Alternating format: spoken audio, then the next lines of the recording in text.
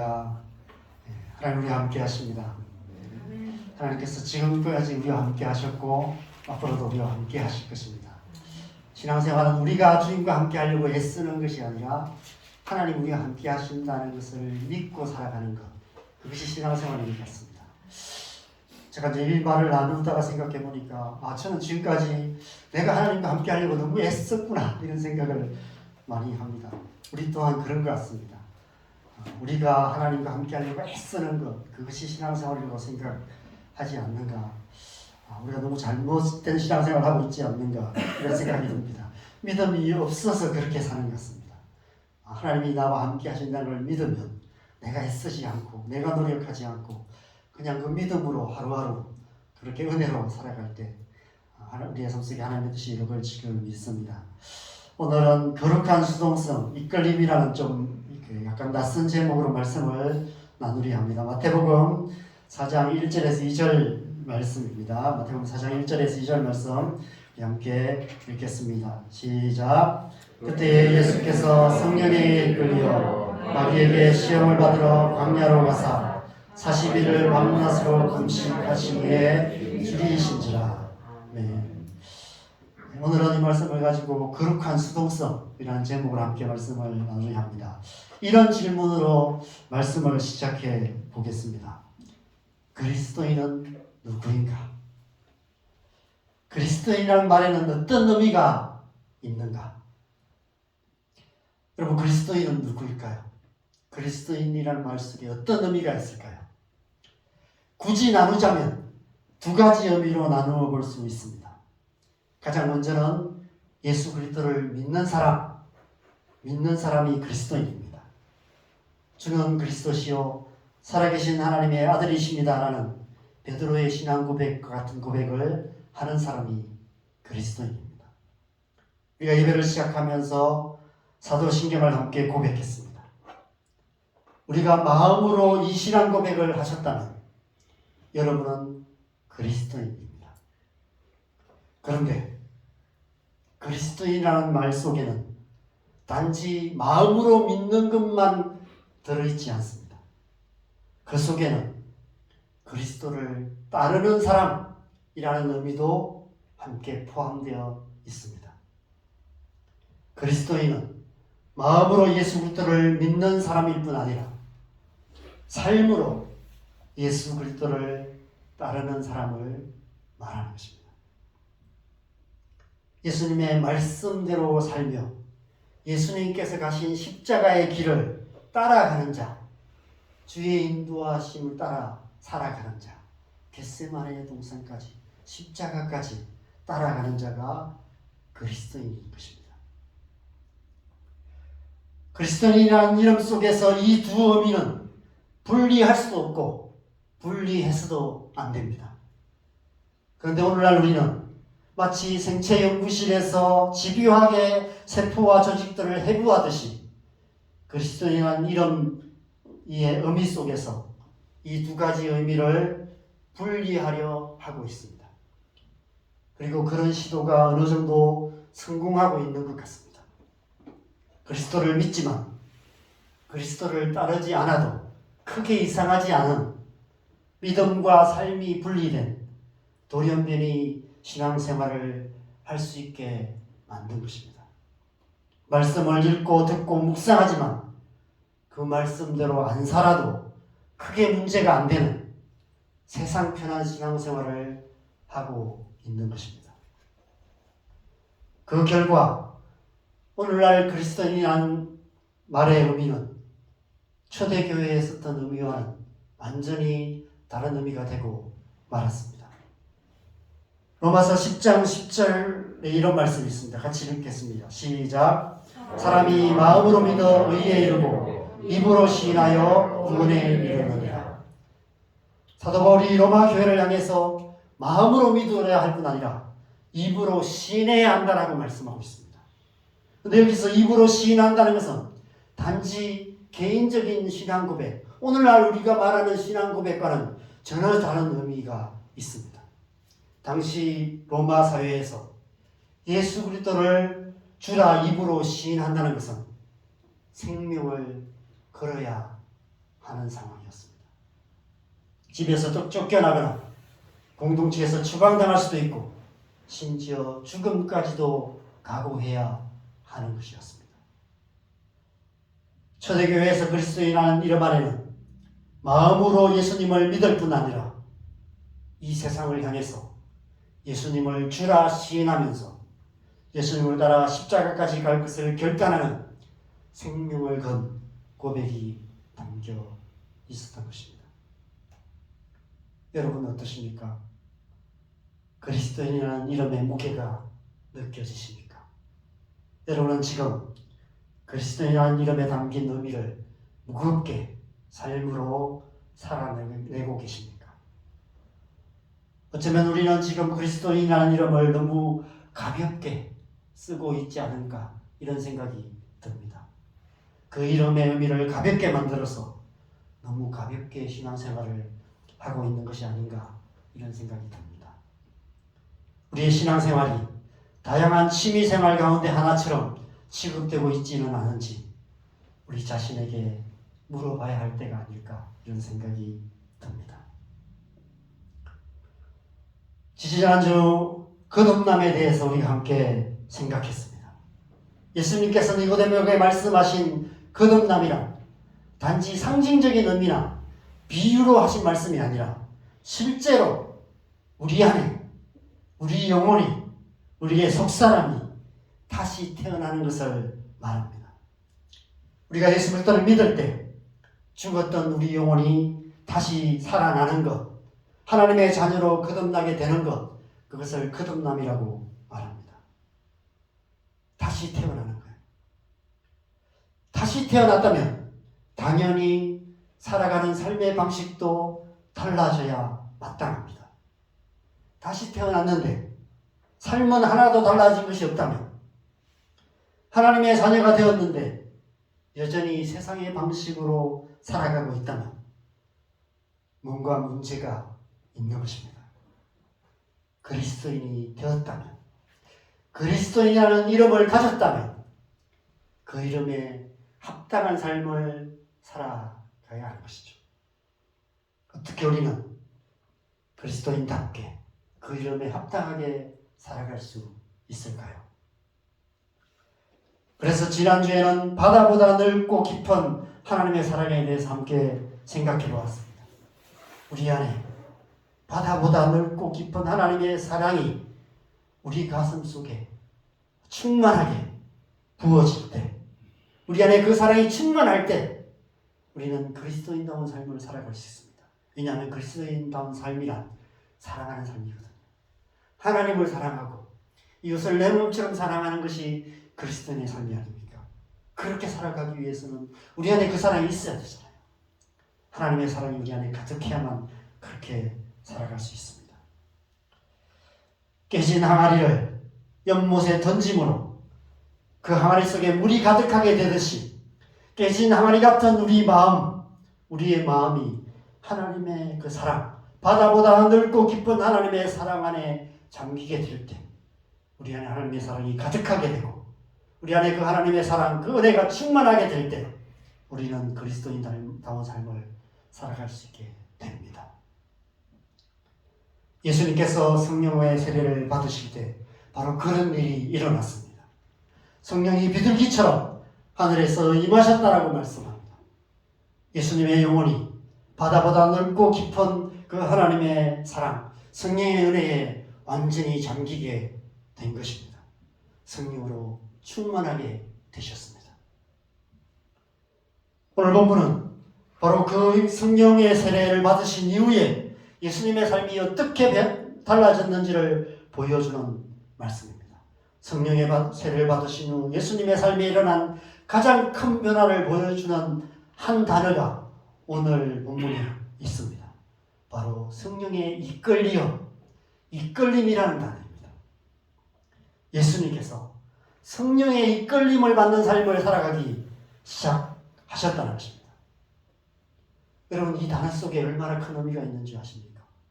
이 이끌림이라는 한 단어가 얼마나 큰 의미를 갖고 있는지 아십니까?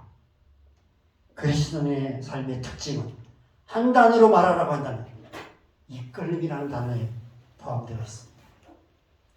이 단어는 세상의 방식과는 완전히 반대되는 단어입니다. 이 세상이 추구하는 성공하는 삶을 위한 단어 목록에 결코 들어갈 수 없는 단어가 바로 이 단어입니다. 이 세상에서 이 단어는 성공의 단어가 아니라 실패의 단어로 분류됩니다. 여러분, 이 세상에서 성공하려면 어떻게 살아야 됩니까?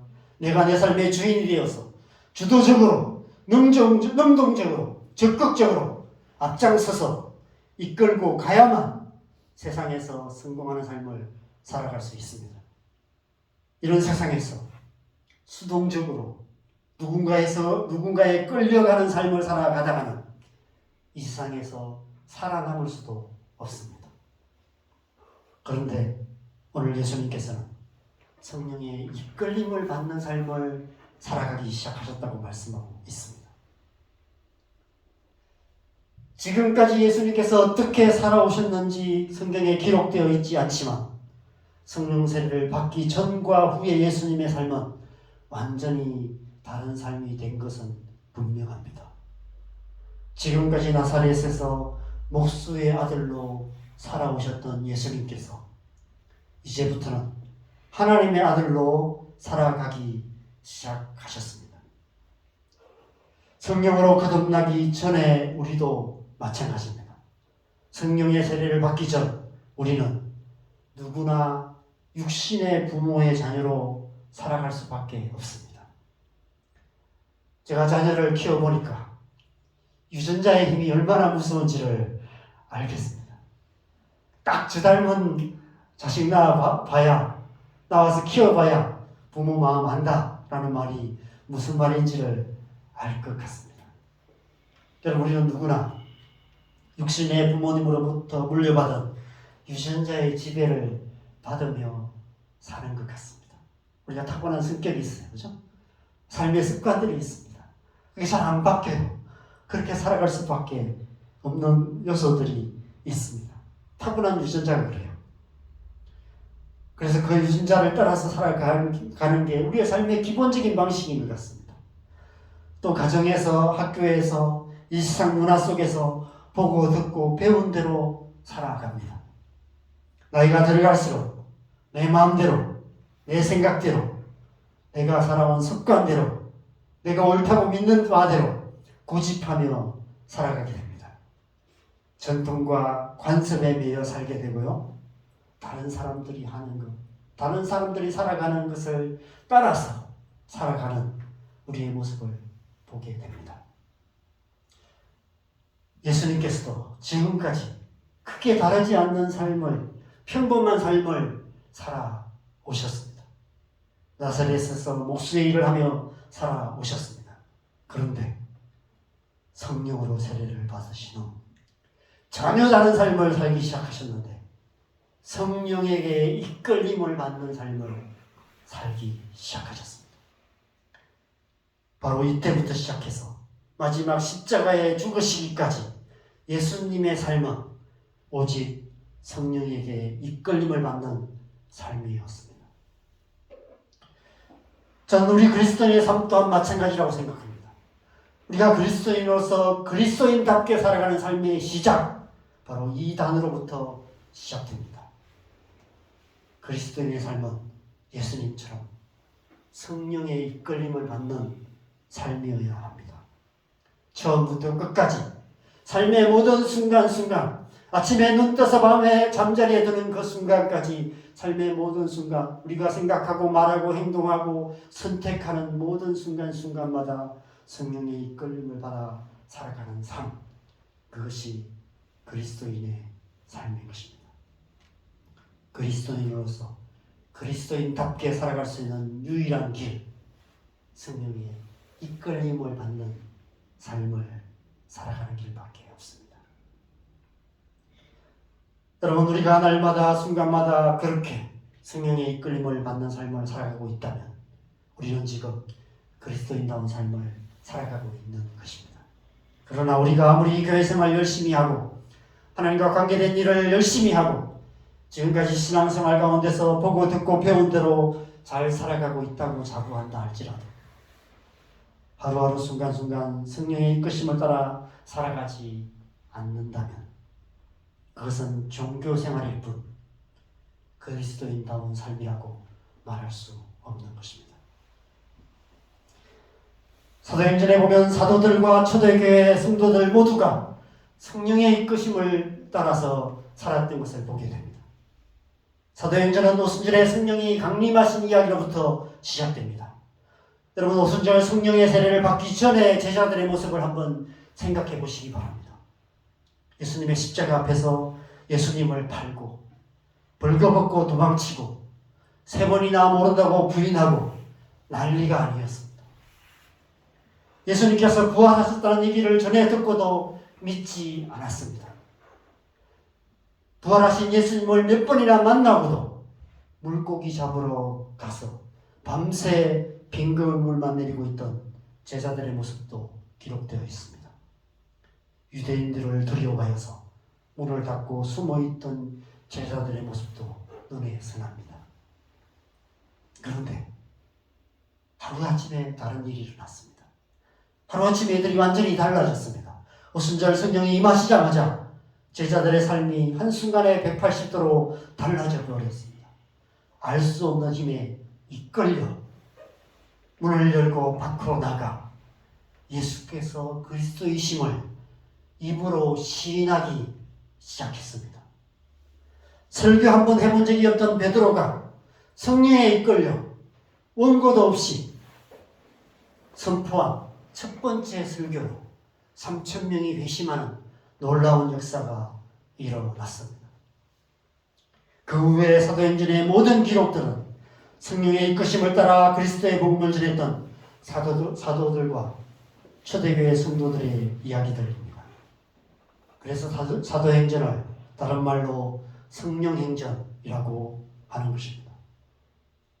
성경에 그리스도인이라는 이름이 처음 등장한 것도 바로 사도행전입니다.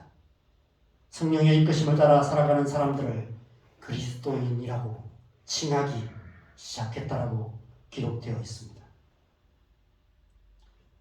여러분, 이 땅에 오셨던 선교사님들을 한번 생각해 보시기 바랍니다. 여러분, 서울에 가시면 양화진을 꼭 한번 들러보십시오. 2호선 합정역에서 내려서 조금만 걸어가시면 양화진이 있습니다. 거기에 가시면 이 땅에 오셔서 선교하신 선교사님들의 무덤들이 많이 있습니다. 그 묘비들을 보면 이 땅에 오셔서 몇 개월 만에 풍토병으로 선교하신 분도 많이 계시고 5살도 채 안 된 선교사님의 자녀들의 무덤도 몇 군데나 있습니다. 멀리 가지 않아도 가까운 마산 현동쪽에 가면 경남 선교 120주년 기념관이 있습니다. 거기에 가면 경남 땅에 선교사로 오셨던 분들의 놀라운 이야기들이 기록되어 있습니다. 이 사진은 제가 고등부 사역할 때 우리 교사들과 함께 또 고등부 아이들과 함께 갔던 사진입니다. 제가 거기 가서 처음 생각해 봤습니다. 저는 고향이 거창이거든요.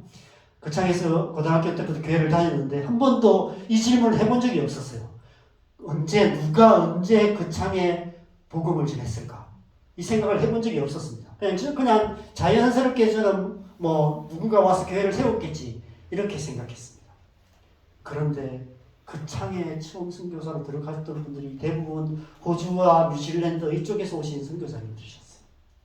그분들이 이 땅에 들어오셔서 걸어서 며칠을 걸어서 그 산골 마을에 들어가서 그 마을에서 그렇게 복음을 전하고 그렇게 사셨습니다.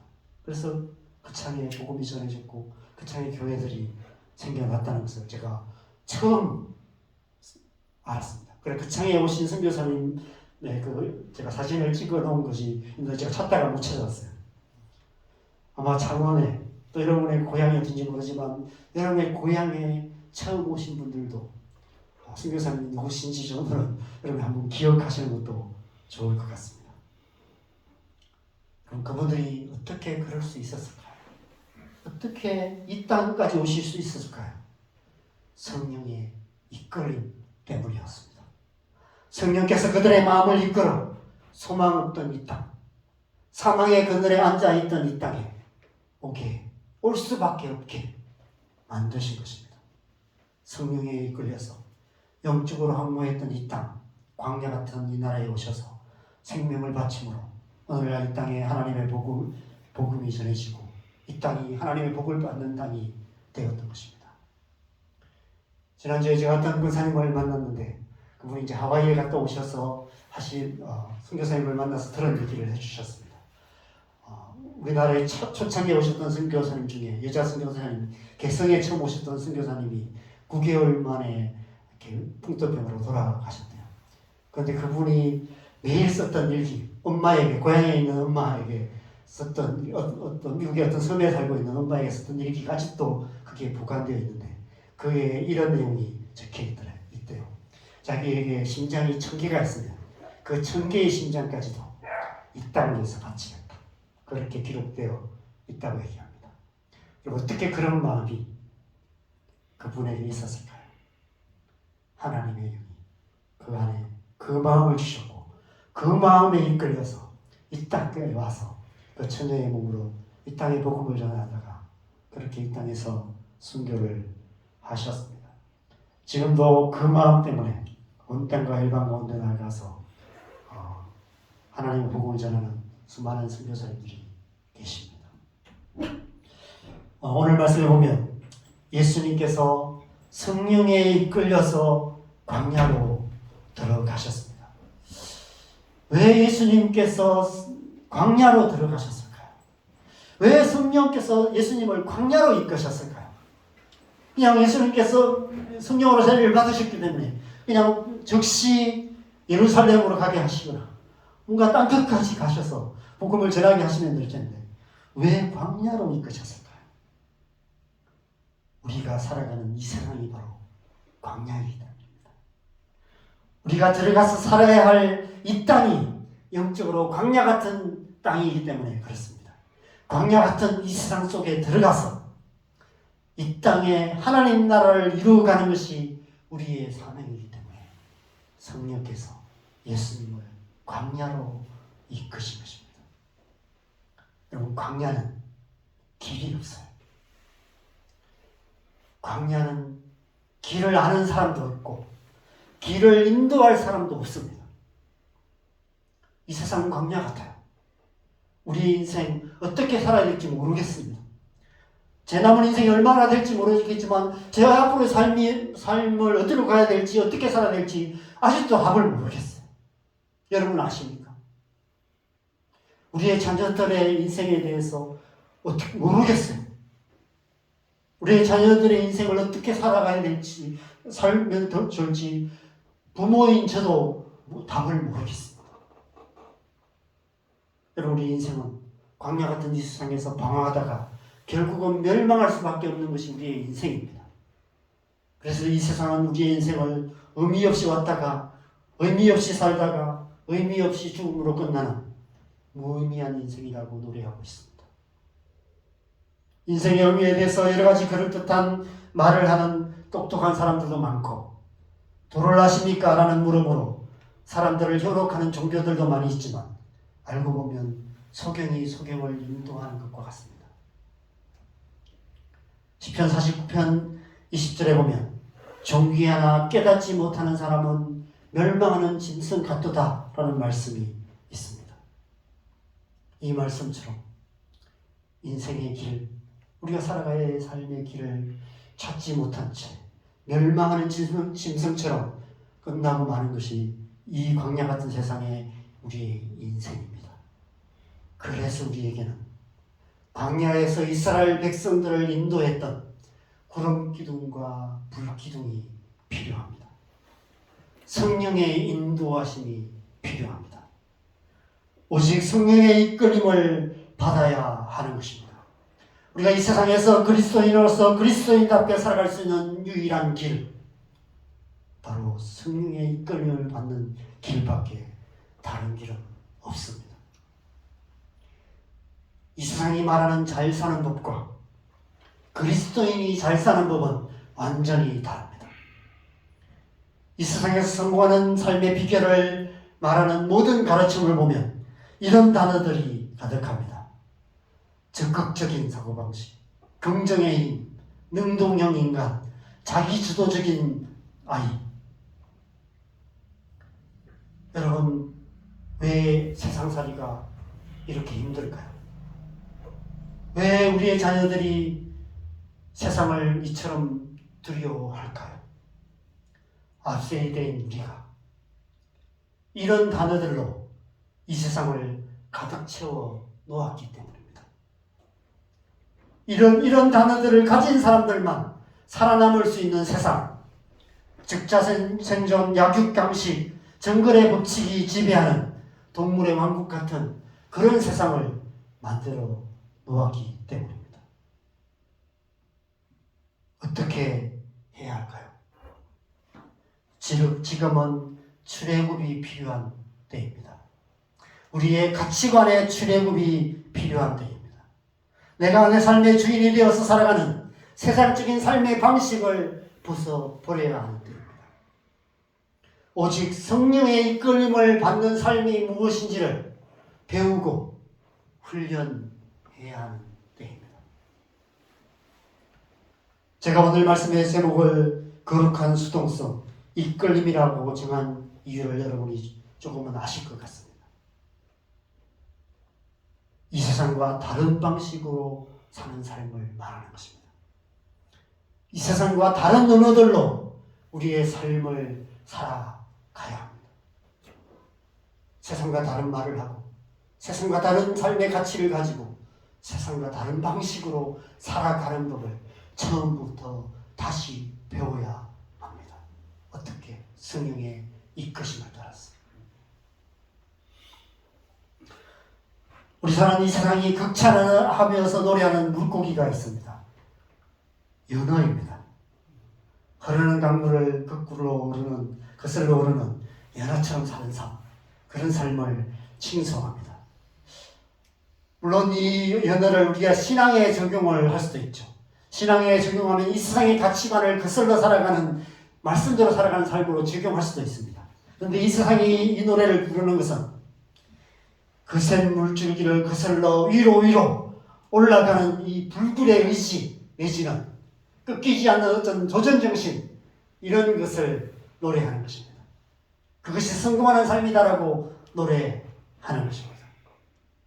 그런데 여러분, 우리의 목적지가 저 산이 아니라, 저 산에 죽어서 묻히는 것이 우리의 목적지가 아니라 우리의 목적지가 바다라면 어떻습니까? 우리의 목적지가 바다라면 거센 강물을 거슬러 위로 올라갈수록, 그 깊은 계곡으로 올라갈수록 목적지와 멀어지는 거예요. 강물을 거슬러 더 이상 올라갈 수 없는 그 계곡까지 올라가는 연어의 삶은 우리의 목적지가 반대로 가는 삶인 것입니다. 우리의 목적지가 바다라면 흐르는 강물에 우리의 삶을 내맡기고 그 강물이 이끌어가는 대로 살아가는 것, 그것이 지혜로운 삶의 방식이 아닐까요? 왜냐하면 그 강물이 우리를 그 바다로 이끌어갈 것이기 때문에 그렇습니다. 저는 그리스도의 삶은 그런 삶이라고 생각합니다. 성령의 이끌림을 받는 삶은 그런 삶이라고 생각합니다. 성령의 강물에 우리 영혼을 온전히 내어 맡기며 성령의 이끄심을 따라 살아가는 것입니다.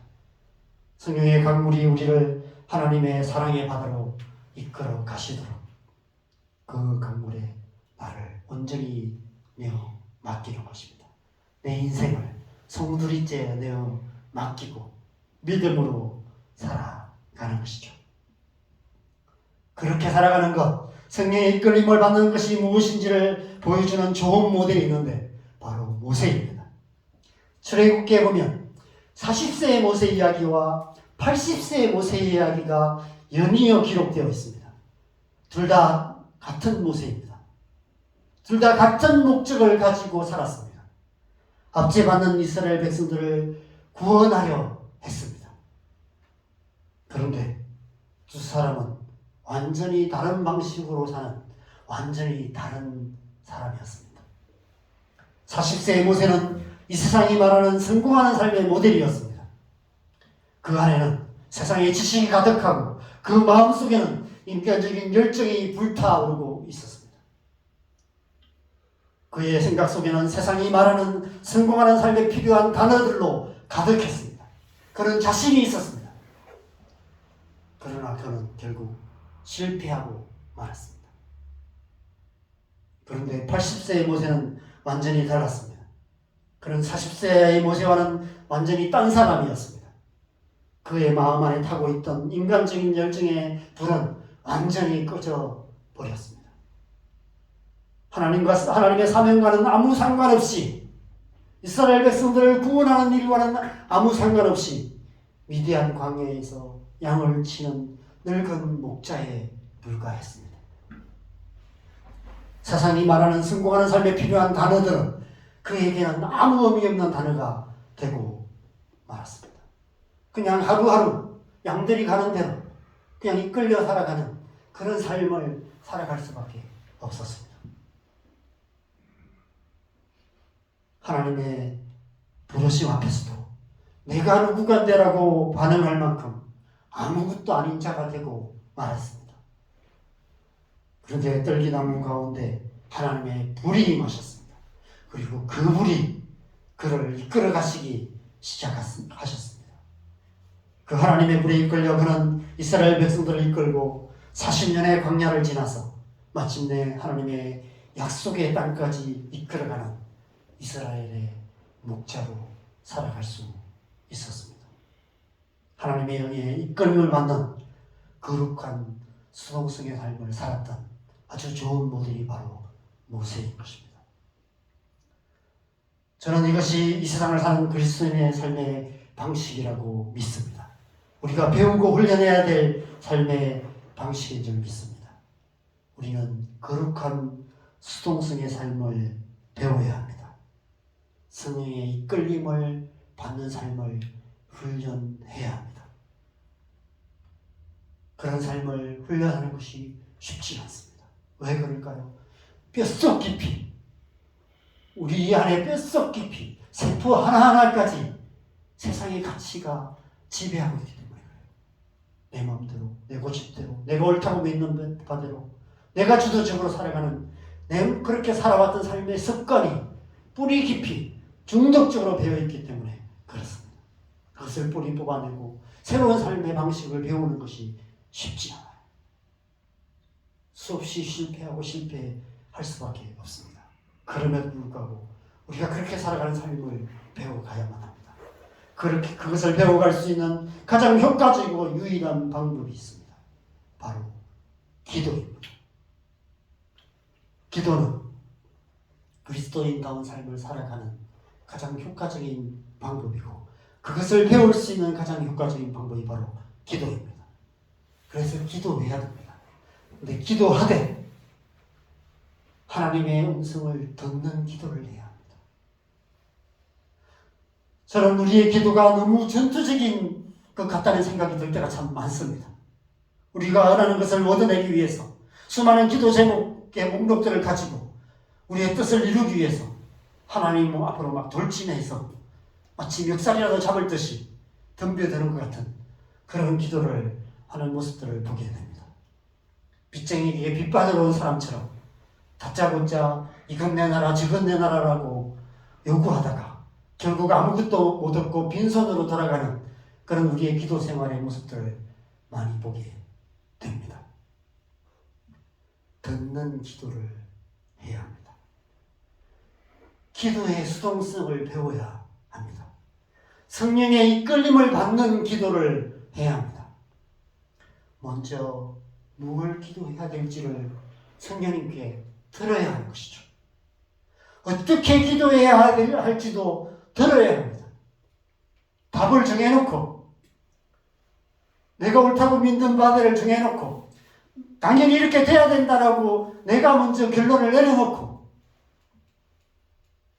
그대로 해달라고, 우리 생각대로 해달라고, 우리 원하는 거 이루어달라고 집요하게 떼쓰고 저러는 어린아이 같은 기도가 아니라 먼저 하나님의 뜻이 무엇인지를 묻고 듣고 기도해야 하는 것입니다. 하나님 오늘 무엇을 위해 기도하기 원하십니까? 우리가 새벽마다 새벽 기도를 합니다. 먼저 기도해야 되죠. 하나님 오늘은 무엇을 위해 기도하기를 원하십니까? 오늘은 누구를 위해서 기도하기를 원하십니까? 어떤 기도를 하기를 원하십니까? 우리의 자녀들을 위해서 기도하는데 하나님 우리의 자녀들을 어떻게 기도해야 됩니까? 우리의 자녀들을 위해서 무슨 기도를 해야 됩니까? 이 나라와 이 땅을 위해서 우리가 기도하는데 하나님 이 나라를 위해서 어떤 기도를 해야 됩니까? 물어야 하는 것이죠. 온 땅과 열방을 위해 어떻게 기도해야 됩니까? 묻고 또 묻고 듣고 또 듣고 성령의 인도하심을 받아서 기도해야 하는 것입니다. 저는 지금 계속 그러고 있습니다. 하나님 제게 개척교회를 하게 하신 이유가 무엇입니까? 하나님의 뜻이 무엇입니까? 우리 자은동교회를 통해서 하나님께서 무엇을 하시기 원하십니까? 날마다 묻고 또 묻고 있습니다. 여러분 우리가 성령의 이끌림을 받는 삶을 살아가기 위해서는 날마다 기도해야 되는데 날마다 하나님께 듣는 기도를 해야 합니다. 그런 기도를 통해서 먼저 우리의 중심이 하나님의 뜻에 굴복되어져야 합니다. 내 생각과 하나님의 생각이 다르면 어떻게 해야 될까요? 내 생각이 이루어달라고 떼써야 될까요? 하나님께 먼저 우리의 중심이 굴복되어져야 합니다. 내 생각과 다른 하나님의 생각을 말씀하실 때 맞습니다 주님, 제가 그렇게 하겠습니다고 말할 수 있는 그런 중심으로 우리의 중심이 하나님께 굴복되어져야 하는 것이죠. 기도를 통해서 그런 일들이 일어납니다. 먼저 우리의 중심이 성령의 이끌림을 받게 되어야 하는 것이죠. 성령의 이끌림을 받아 살아가는 삶이 익숙하고 자연스러운 삶이 되어져야 합니다. 우리 안에 성령의 은혜가 충만해지면 우리가 그렇게 살아갈 수 있게 되는 것이죠. 여러분 깨진 항아리는 연못에 던져 넣으면 그 안에 물이 가득하게 될 수 있습니다. 그렇다면 깨진 항아리 같은 우리의 마음은 어떻게 하나님의 은혜의 바다에 깊이 잠기게 만들 수 있을까요? 하늘로 던져 올려야 될까요? 로켓을 타고 하늘 끝까지 올라가야 할까요? 제가 그림을 거꾸로 뒤집어 봤습니다. 저 하나님의 사랑의 바다가 있습니다. 저 하나님의 사랑의 바다에 우리 자신이 온전히 잠기게 되기 위해서는 바다보다 넓고 깊은 하나님의 사랑이 우리 안에, 우리 위에 부어져야만 하는 것입니다. 여러분께서 한번 상상해 보시면 좋겠습니다. 저 사랑의 바다가 점점점 내려와서 나의 머리로부터 시작해서 나의 가슴을 지나서 나의 발끝까지 하나님의 바다가 이렇게 잠겨서 내려오는 것을 한번 생각해 보십시오. 어쩌면 우리의 신앙생활이 이렇지 않을까 생각합니다. 처음에는 머리로만 조금 아는, 머리로만 이해하는 신앙생활을 하겠죠. 아, 이게 은혜구나. 하나님의 은혜라는 게 이런 거구나. 믿음이라는 게 이런 거구나. 믿음으로 조금 아는 정도. 그러다가 점점 더 내려와서 이제 말할 수 있게 되는, 입으로는 말할 수 있죠. 복음이 무엇인지, 예수님이 누구신지 입으로 말할 수 있는 정도가 됩니다. 그런데 이것이 점점 내려와서 이제 마음으로 느끼게 돼요.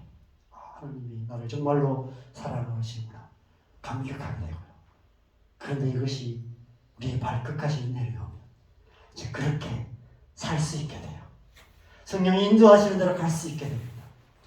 이 땅에 오셨던 선교사님처럼 하나님이 가라고 하시는 그곳까지 갈 수 있게 되는 그런 사람이 되어지는 것입니다.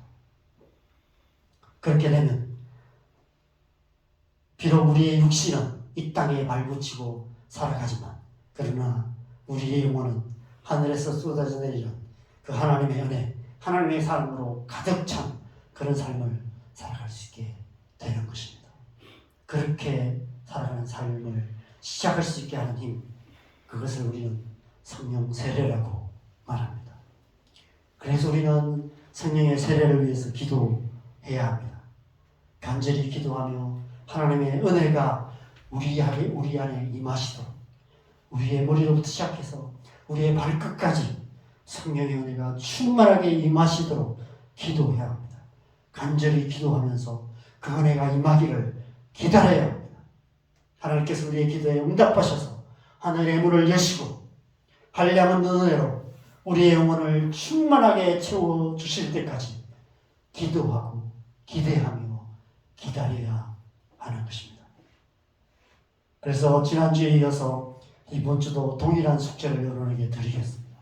계속해서 성령의 세례를 위해서 기도하시기 바랍니다. 하나님의 성령이 우리의 발끝까지 이 성령의 바다가 우리에게 임하여서 우리를 온전히 감싸시도록 우리를 온전히 사로잡으시도록 이 교회 가운데 하나님의 영이 온전히 임하시도록 우리의 자녀 세대 가운데 이 땅의 교회에 하나님의 성령이 충만하게 임하시도록 계속해서 기도하시기 바랍니다. 그래서 우리의 안에 우리의 개인의 삶 속에 우리의 가정에 우리의 자녀들 가운데 우리의 살아가는 이 땅 가운데 하나님의 성령의 놀라운 역사가 충만하게 되기를 주님의 이름으로 간절히 축원합니다. 함께 찬양 하나 하고 기도하는 시간 갖겠습니다. 우리 찬송가 183장을 할 텐데요. 빈들의 마른 불같이 시들은 나의 영혼에 주님의 약속하신 이 성령의 은혜가 충만하게 임하시도록 우리가 소망하면서 함께 찬양하겠습니다.